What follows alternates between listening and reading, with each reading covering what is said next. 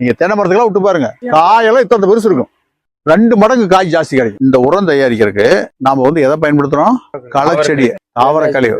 தாவர கழிவுனா என்னன்னு கேட்டீங்க அப்படின்னா, உங்க காட்டுல வர்ற களை. நீங்க உரத்தை எல்லாம் எங்கேயும் தேடி போக வேண்டியது இல்லைங்க.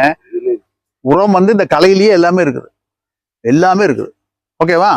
போடுங்குள்ள. ஆனா ஒவ்வொரு டைமும் போடுறப்போ ஏதோ ஒரு 5 களை இருக்கணும் கம்பல்சரியா.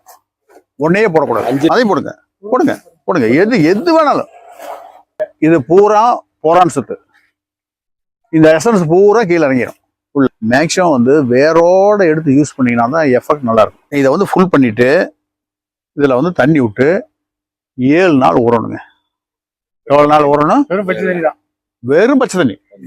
7 நாள் ஊறணும்னா செடியில் இருக்கிற இந்த களையில் இருக்கிற அத்தனை எசன்ஸும் பூரா தண்ணியில் இறங்கிடும். 7 days fermentation.